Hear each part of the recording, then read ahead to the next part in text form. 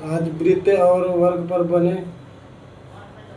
वर्ग और वृत्त पर आधारित प्रश्न बताएंगे, जो है जिसमें वर्ग और वृत्त दोनों पर प्रश्न रहेगा। देखिए, एक वर्ग की भुजा 28 सेंटीमीटर है। इसमें बने बड़े से बड़े वृत्त का क्षेत्रफल कितना होगा। एक वर्ग की भुजा दिया है 28 सेंटीमीटर, इसमें बड़े से बड़े वृत्त का क्षेत्रफल कितना होगा। देखिए, इसमें बने बड़े से बड़े वृत्त का क्षेत्रफल कितना होगा।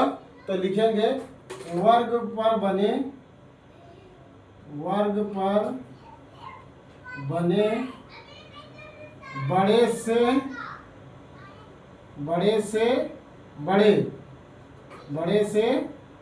बड़े वृत्त का व्यास वृत्त का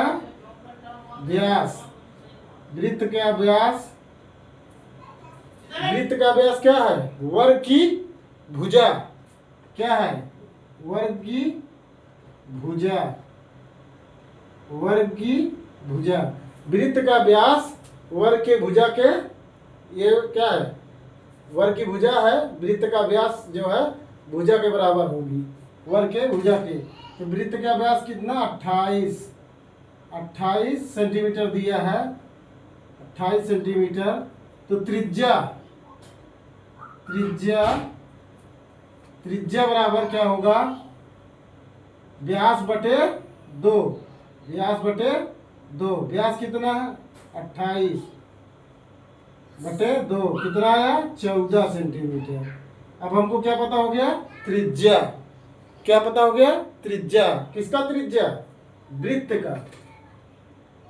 किसका त्रिज्या है, वृत्त का त्रिज्या है।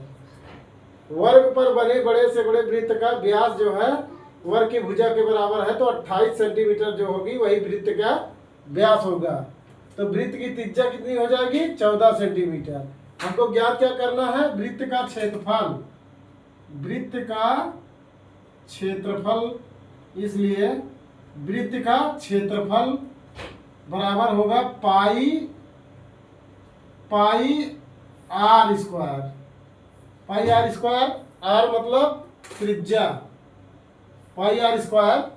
तो पाई का मान कितना है, कितना होता है 22/7 गुणे आर कितना निकला है 14 गुणे 14 स्क्वायर। आर का मान 14 है तो आर स्क्वायर है तो कितना 14 गुणे 14। 7 एक कम 7, 7 दूना 14, 22 दूना 44, 44 गुणे 14, 14 चौको 56, 14 चौको 56, 56 5 61 वर्ग सेंटीमीटर।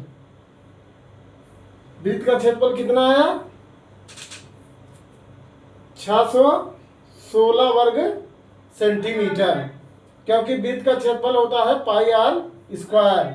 सबसे पहले व्यास निकालेंगे, तो व्यास जो है वर्ग की भुजा के, वृत्त का व्यास जो है वर्ग की भुजा के बराबर है, तो 28 सेंटीमीटर। तो इसका त्रिज्या निकालेंगे। जब त्रिज्या निकालेंगे तो त्रिज्या बराबर होता है वृत्त का त्रिज्या बराबर व्यास बटे 2, तो 14 सेंटीमीटर आया। तो वृत्त का क्षेत्रफल बराबर होता है पाई आर स्क्वायर। इस पर मान रखेंगे तो हमें 616 वर्ग सेंटीमीटर प्राप्त होगा।